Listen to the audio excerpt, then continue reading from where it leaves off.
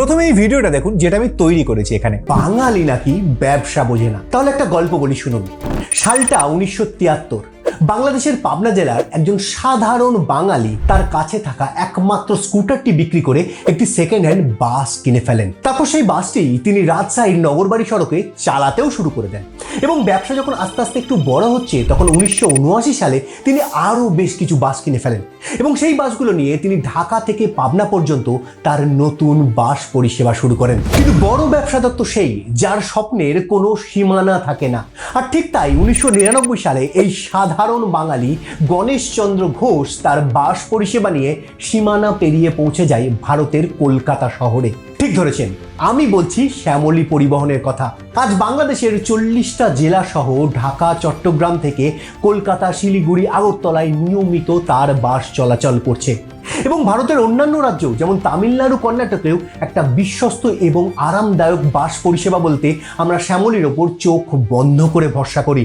তার কারণ হচ্ছে এর অসাধারণ পরিষেবা এবং একজন বাঙালির ক্ষুরোধার ব্যবসায়িক বুদ্ধি। তাহলে আজকের দিনে এই কথাটা বলা কতটা যুক্তিযুক্ত যে এখন বিষয়টা হচ্ছে এরকম ভিডিও কিন্তু আপনি চাইলে আপনিও বানাতে পারেন।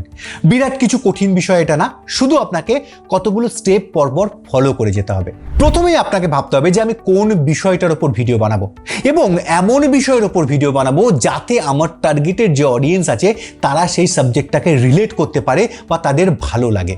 যেমন আমি এখানে শ্যামলী পরিবহনের ওপর ভিডিও এই কারণে বানিয়েছি, প্রথমত আমি শ্যামলী পরিবহনের বাস পরিষেবা পছন্দ করি, আর দ্বিতীয় কারণ বা যেটা সব থেকে মেন কারণ সেটা হচ্ছে যেহেতু আমি বাংলায় ভিডিও বানাচ্ছি তাই বাংলাদেশের কিছু সংখ্যক দর্শক এখানে থাকবে। তো বাংলাদেশের দর্শক এবং ভারতের দর্শক মানে ভারতের বাঙালি দর্শকরা দুজনেই যাতে রিলেট করতে পারে আমাকে এমন সাবজেক্ট চুজ করতে হতো। আর শ্যামলী পরিবহন ভারতেও আছে, বাংলাদেশেও আছে, দুটো দেশের জন্যই নোন ব্র্যান্ড, তাই আমি শ্যামলী পরিবহন চুজ করেছি। তো এইভাবে আপনাকে ভেবে চিনতে আপনার বিষয়টাকে চুজ করতে হবে। সেকেন্ড হচ্ছে সাবজেক্ট চুজ হয়ে গেলে আপনাকে ইনফরমেশনগুলো জোগাড় করতে হবে। কবে থেকে শুরু হয়েছে, কিভাবে শুরু হয়েছে, আগামী দিনে কি করতে চলেছে, এই ইনফরমেশনগুলো কিন্তু আপনাকে জোগাড় করতে হবে। আর এর জন্য আপনি গুগলের হেল্প নিতে পারেন, উইকিপিডিয়ার হেল্প নিতে পারেন, চ্যাট জিপিটি, জেমিনাইয়ের মতো এআই হেল্প নিতে পারেন, বা ওই সংস্থা বা ওই ব্যক্তির ওয়েবসাইট থেকেও আপনি ইনফরমেশন গ্যাদার করতে পারেন। নেক্সট স্টেপ হচ্ছে প্রথমেই আপনাকে একটা হুকিং পয়েন্ট দিয়ে শুরু করতে হবে। যেমন আমি এখানে প্রথমেই বলেছি বাঙালি নাকি ব্যবসা বোঝে না। এতে কিন্তু দর্শকের মনে বা যারা এই ভিডিওটা দেখবে তাদের মনে একটা কোয়েশ্চেন তৈরি হবে বা একটা আশা তৈরি হবে যে ডেফিনেটলি আমি এখানে কিছু ভালো ইনফরমেশন দিতে চলেছি। এবার আপনার ভিডিও যদি 30 সেকেন্ডের বেশি হয়, মানে 50 সেকেন্ড 60 সেকেন্ডের ভিডিও হয়, তাহলে কিন্তু আপনি এক্ষেত্রে দুটো হুকিং পয়েন্টও ক্রিয়েট করতে পারেন, তাতে আপনার ভিডিওর ওয়াচ ডিউরেশন বাড়বে। এবার একবার স্ক্রিপ্ট করা হয়ে গেলে আমাদের শুটিং করতে হবে। আর শুটিং করতে গেলে কিছু টেকনিক্যাল বিষয় আমাদের মাথায় রাখতে হবে। যেমন প্রথমেই একটা গ্রিন স্ক্রিন কিনতে হবে, যেটা আপনি অফলাইন অনলাইন যেখান থেকে খুশি কিনতে পারেন। আমি আমার গ্রিন স্ক্রিনটা কলকাতার মেট্রো গলি থেকে কিনেছিলাম মাত্র 300 টাকা দিয়ে এবং তার সঙ্গে কিনেছিলাম 4টে এরকম ক্লিপ, যে ক্লিপগুলো 50 টাকা পার ক্লিপ। এবার আপনি যদি অনলাইনে কিনতে চান আমি ডেসক্রিপশনের মধ্যে লিংক দিয়ে রাখবো, আপনি সেখান থেকে চেক করে নিতে পারেন। এবার বিষয় হচ্ছে গ্রিন স্ক্রিনটা ইউজ করতে গেলে আপনাকে গ্রিন স্ক্রিনটা আপনার ঘরে টাঙাতে হবে। তার জন্য আপনি আপনার জানলার যে পর্দার রড আছে সেটাকে ইউজ করতে পারেন, সেখানে আপনি গ্রিন স্ক্রিনটাকে এই ক্লিপ দিয়ে আটকাতে পারেন। অথবা আপনি এরকম একটা স্ট্যান্ড কিনতে পারেন, যে স্ট্যান্ডটা অবশ্যই একটা বেটার অপশন। তার কারণ হচ্ছে এই স্ট্যান্ডগুলো অনেক চওড়া হয়, তাই শুট করার সময় গ্রিন স্ক্রিনের বাইরে আপনার এদিক ওদিক হাত বেরোবে না, কিন্তু এটার জন্য আপনাকে 2000 টাকা পে করতে হবে। তো আপনি যদি এই স্ট্যান্ড কিনতে চান অবশ্যই আমি ডেসক্রিপশনে লিংক দিয়ে রাখবো। আর গ্রিন স্ক্রিনে শুট করতে গেলে আপনাকে আরো বেশ কিছু বিষয় কিন্তু একদম মাথায় রাখতেই হবে। যেমন আপনি যখন গ্রিন স্ক্রিনটা টাঙাবেন তখন সেটা যেন একদম টান টান করে টাঙানো হয়, চারদিকটা যেন সমানভাবে টান টান থাকে, কারণ কোথাও যদি ভাঁজ চলে আসে সেখানটা কিন্তু ডার্ক টোন আসবে। এবার আপনি যখন ওই ভিডিওটাই গ্রিন স্ক্রিন রিমুভ করতে যাবেন তখন কিন্তু প্রবলেম আসবে। আর আপনি যখন লাইট করবেন তখন আপনাকে 3টে লাইট এখানে ইউজ করতে হবে। আপনাকে একটা লাইট অবশ্যই গ্রিন স্ক্রিনের উপর ফেলতে হবে, তার কারণ গ্রিন স্ক্রিনে কোথাও ডার্ক হলে হবে না, সমস্ত স্ক্রিনটাই যেন একটা ইভেন টোন আসে। এবং আপনি ক্যারেক্টার মানে আপনি যখন ক্যামেরার সামনে দাঁড়াবেন তখন আপনার জন্য দুটো লাইট আপনাকে ইউজ করতে হবে দূর সাইড থেকে, যাতে আপনাকে পরিষ্কারভাবে দেখা যায় এবং একটা সুন্দর লাইট টোন আপনার উপরেও আসে। ব্যাস, আপনার সমস্ত কিছু রেডি হয়ে গেল। এবার আপনি শুটিং শুরু করতে পারেন। আর শুটিং করার সময় আপনি 2-4 লাইন করে কেটে কেটেও শুট করতে পারেন, তাতেও কোনো অসুবিধা নেই, কারণ আপনি এডিটে পরে ওগুলোকে জুড়ে নিতে পারবেন। শুধু একটা জিনিস মাথায় রাখতে হবে যে আপনি যখন কথা বলছেন তখন প্রতিবার যেন আপনি একই টোনে কথাগুলো বলেন। এবার আপনার শুট করা হয়ে গেলে আপনি সমস্ত ভিডিওগুলো আপনার এডিট সফটওয়্যারে নিয়ে চলে আসুন। তারপর আপনার স্ক্রিপ্ট অনুযায়ী একটা ফাইনাল টাইমলাইন বানিয়ে দিয়ে আপনি একটা রেন্ডার দিয়ে নিন, মানে পুরো গ্রিন স্ক্রিনটা একটা রেন্ডার দিয়ে নিন। এবার এখন বিষয়টা হচ্ছে আমি এই যে পুরো ব্যাপারটা কিন্তু আমি কম্পিউটারে করি এবং অ্যাডোবে প্রিমিয়ার সফটওয়্যারে করি। আপনি চাইলে মোবাইলে এডিট করতে পারেন, কোনো অসুবিধা নেই, একই প্রসেসে আপনি এডিটটা করবেন। এবার নেক্সট যে স্টেপগুলো দেখাবো সেগুলো দেখে প্লিজ ঘাবড়াবেন না, কারণ প্রথম যখন আপনি এই ধরনের কাজ করতে যাবেন তখন আপনার কাছে একটু কঠিন লাগবে, কারণ সব বিষয় যখন প্রথম করা হয় সেটাকে একটু কঠিনই লাগে। পরে যখন আপনি ইউজ টু হয়ে যাবেন তখন দেখবেন ব্যাপারগুলো একদম ইজি হয়ে যাচ্ছে। তো এখন আমরা নেক্সট স্টেপে যাব। এবার আমাদের সবার আগে গ্রিন স্ক্রিনটাকে রিমুভ করতে হবে। এবার যেহেতু আমি সবার আগে আমার টাইমলাইন সেট করে নিয়েছি, একটা রেন্ডার দিয়ে নিয়েছি, তাই ওই রেন্ডার দেওয়া ভিডিও ফাইলটা আমি আফটার এফেক্টস ওপেন করে নেবো এবং এখানে এসে আমি কি লাইট এফেক্টটা এখানে ইউজ করব এবং একটু অ্যাডজাস্ট করলেই দেখবেন গ্রিন স্ক্রিন একদম টোটালি রিমুভ হয়ে যাচ্ছে। এবার চাইলে আপনি প্রিমিয়ারেও এই কাজটা করতে পারেন, কিন্তু প্রিমিয়ারের থেকে আফটার এফেক্টসে অনেক বেটার রেজাল্ট আসে। নেক্সট স্টেপ হচ্ছে আমাদের এখন আফটার এফেক্টস থেকে একটা আলফা রেন্ডার দিতে হবে। আলফা রেন্ডারের অর্থ হচ্ছে ট্রান্সপারেন্ট ব্যাকগ্রাউন্ড, শুধু ক্যারেক্টার থাকবে আর কিছু থাকবে না। আর আপনি যদি মোবাইল অ্যাপ দিয়ে আপনার গ্রিন স্ক্রিন রিমুভ করেন তাহলে আপনার রেন্ডার করার দরকার নেই, আপনি যখনই গ্রিন স্ক্রিনটা রিমুভ করবেন তখনই আপনি আলফা পেয়ে যাচ্ছেন। এবার আমাদের এই পুরো টাইমলাইনটাকে, মানে পুরো ভিডিওটা যেটা রেন্ডার হলো সেটাকে ভালো করে শুনতে হবে। তার কারণ হচ্ছে এখানে আমাদের ডিসাইড করতে হবে যে আমি কতটা পোর্শন আমি ফেস ক্যাম রাখবো এবং কতটা পোর্শনে আমি বি রোল ইউজ করব। এবার এটা যখন ডিসাইড করে ফেলবো, নেক্সট স্টেপ হবে আমার ওই বি রোলের জন্য যে ফুটেজগুলো লাগবে বা যে ছবিগুলো লাগবে সেগুলো আমরা কোথা থেকে কিভাবে জোগাড় করব। ভিডিও ফুটেজ এখানে আপনি ইউটিউব থেকে পেয়ে যাবেন, pixel.com থেকে পেয়ে যাবেন, পিক্সাবে থেকে পেয়ে যাবেন। এবং ইউটিউব থেকে যখন আপনি ছোটোখাটো ভিডিও ক্লিপ কারোর ভিডিও থেকে ইউজ করবেন সেক্ষেত্রে কিন্তু খুব একটা কপিরাইট আসার সম্ভাবনা নেই। এক তো আপনি সাউন্ড ছাড়া ইউজ করছেন, দ্বিতীয়ত আপনি যখন ওর ওপর ওভারলে লাগাবেন বা আপনার ফেসটা বসিয়ে দেবেন তখন কপিরাইটে আরও কোনো ঝামেলা থাকবে না।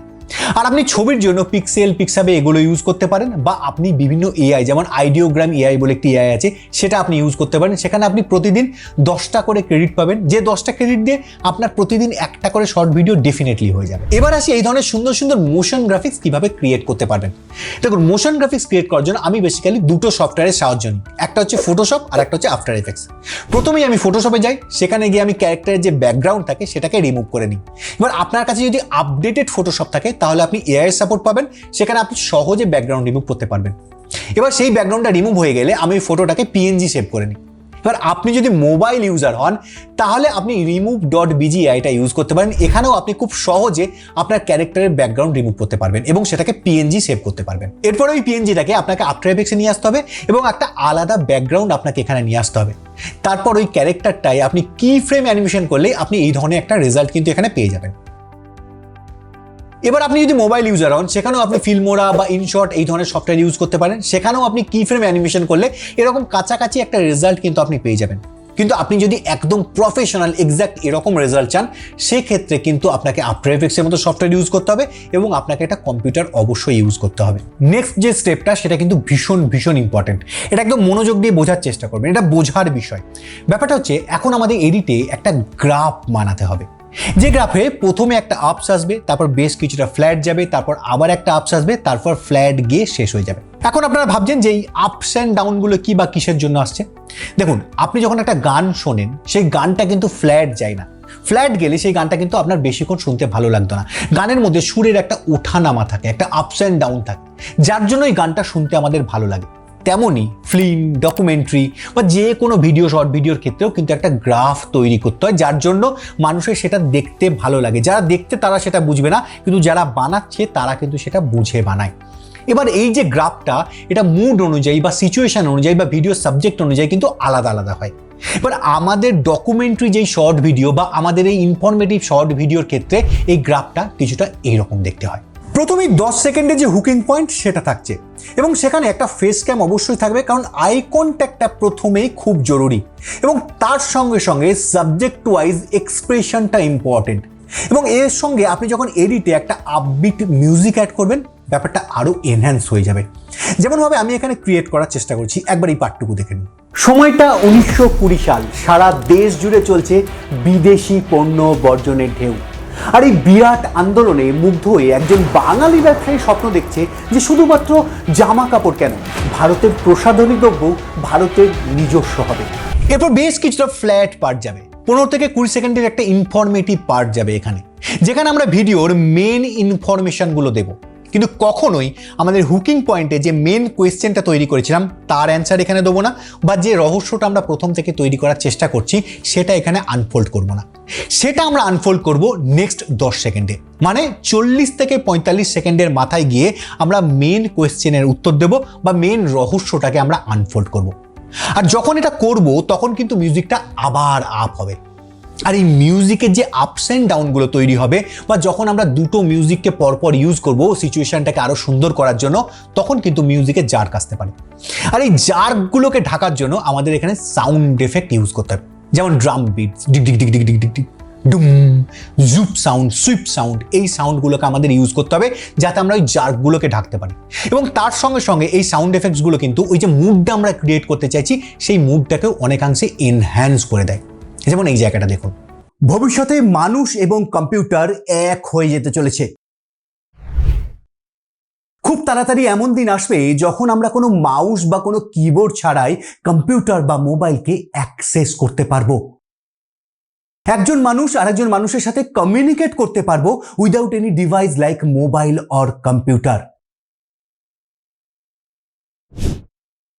ভবিষ্যতে মানুষ এবং কম্পিউটার এক হয়ে যেতে চলেছে। খুব তাড়াতাড়ি এমন দিন আসবে যখন আমরা কোনো মাউস বা কোনো কিবোর্ড ছাড়াই কম্পিউটার বা মোবাইলকে অ্যাক্সেস করতে পারবো। একজন মানুষ আরেকজন মানুষের সাথে কমিউনিকেট করতে পারবো without any device like mobile or computer. এই ধরনের যে এক্সট্রা টিপসগুলো আছে এগুলো নিয়ে আমরা শেষে গিয়ে আবার আলোচনা করব, কিন্তু এখন যে গ্রাফটা বোঝাচ্ছিলাম সেটা ভালো করে বুঝে নেওয়ার চেষ্টা করুন। আমাদের যখন মেন ইনফরমেশনটা দেওয়া হয়ে গেল, সেটা সূত্র ধরে আমাদের আরও কিছু কথা কিন্তু ভিডিওর মধ্যে থাকবে। তখন একটা ফ্ল্যাট সাউন্ড আমরা ইউজ করব, এবং শেষে যদি আমরা আরও একটা এক্সট্রা কিছু ভালো ইনফরমেশন দিই তাহলে ওই সাউন্ডটা আবার উঠবে, তারপর এন্ড হবে।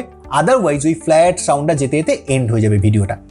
এবার এই যে সাউন্ডের ড্রামাটা আমরা ক্রিয়েট করছি, বা ভিডিওর মধ্যে যে ড্রামাটা আমরা ক্রিয়েট করতে চাইছি, আপস অ্যান্ড ডাউনগুলো ক্রিয়েট করতে চাইছি, সেগুলো তখনই ভালোভাবে সম্ভব হবে যখন আপনি স্ক্রিপ্টের মধ্যেও সেই ড্রামাটা ক্রিয়েট করবেন, এবং আপনার বলার সময়ও আপনাকে ড্রামাটিক ওয়েতে বলতে হবে, মানে আপনার বলার মধ্যেও আপস অ্যান্ড ডাউনটা থাকতে হবে, তবেই এই ড্রামাটা ভালোভাবে কিন্তু এডিটে ক্রিয়েট করা সম্ভব। এই ব্যাপারটা কিন্তু মাথায় রাখবেন। আচ্ছা, তো ইন্ট্রোতে প্রথমেই আমাদের ফেস ক্যাম থাকলো, তারপরেই কিন্তু আমাদের একটা দুর্দান্ত গ্রাফিক্যাল পার্ট রাখতে হবে, কারণ শর্টসের ক্ষেত্রে প্রথম 5 থেকে 10 সেকেন্ড হচ্ছে ভীষণ ভীষণ ইম্পর্টেন্ট। কারণ এই টাইমটার মধ্যে ওই শর্টসের প্রথম পার্টটা যদি দর্শকের ভালো না লাগে তাহলে কিন্তু তারা সোয়াইপ করে বেরিয়ে যাবে। তাহলে কি দাঁড়ালো, প্রথমেই আমাদের মিউজিক উঠবে, একটা ড্রামাটিক ভয়েস ওভারের সঙ্গে ফেস ক্যাম আসবে, তারপরে মিউজিক আস্তে আস্তে নামতে শুরু করবে এবং মোশন গ্রাফিক্সের মধ্যে দিয়ে আমরা পুরো গল্পটাকে দেখানোর চেষ্টা করব। তারপরে 10 সেকেন্ড আসবে যেখানে আমরা আমাদের মেন কোয়েশ্চেন বা মেন রহস্যটাকে আনফোল্ড করব, এবং সেখানে যদি আমাদের কোনো ক্যারেক্টারকে ইন্ট্রোডিউস করতে হয় সেই ক্যারেক্টারটাকে আবার আমরা মোশন গ্রাফিক্সের মাধ্যমে দেখাবো, যেমনভাবে আমি এখানে দেখিয়েছি, একবার দেখে নিন। আর ঠিক তাই 1999 সালে এই সাধারণ বাঙালি গণেশচন্দ্র ঘোষ তার বাস পরিষেবা নিয়ে সীমানা পেরিয়ে পৌঁছে যায় ভারতের কলকাতা শহরে। ঠিক ধরেছেন, আমি বলছি শ্যামলী পরিবহনের কথা। আর ভিডিওর এন্ড পার্টটা যদি ইন্টারেস্টিং করতে চান তাহলে অবশ্যই ভিডিওর শেষে কিছু এক্সট্রা ইনফরমেশন দিন, তাতে মানুষ খুশি হবে, ভিডিওটাকে লাইক করতে পারে বা চ্যানেল সাবস্ক্রাইবও করতে পারে। অথবা আপনি এন্ড পার্টে একটা লুপও ক্রিয়েট করার চেষ্টা করতে পারেন। লুপ ক্রিয়েট করার জন্য আপনি যখন স্ক্রিপ্ট লিখবেন তখন শেষ পার্টে আপনাকে এমনভাবে লিখতে হবে যাতে আপনার শেষ পার্ট এবং শুরুর পার্টটা একটাই সেন্টেন্স হয়, যেমন ভাবে আমি এখানে লেখার চেষ্টা করছি, একবার দেখে নিন। তাহলে আজকের দিনে এই কথাটা বলা কতটা যুক্তিযুক্ত যে বাঙালি নাকি ব্যবসা বোঝে না। এবার আপনি যখন রেকর্ড করবেন তখন এই সেন্টেন্সটাকেও আপনাকে একবারে বলতে হবে, এবং এডিটের সময় এই সেন্টেন্সটাকে কেটে আপনাকে প্রথমে বা শেষে এইভাবে জুড়ে দিলেই হয়ে যাবে। এবার হচ্ছে এক্সট্রা টিপস। 1 নম্বর হচ্ছে, আপনি যখন একটা চ্যানেল শুরু করছেন তখন শুরুর দিকে শর্ট ভিডিওগুলো এমন সাবজেক্টের ওপর বানান যেগুলো মানুষ সহজেই রিলেট করতে পারবে।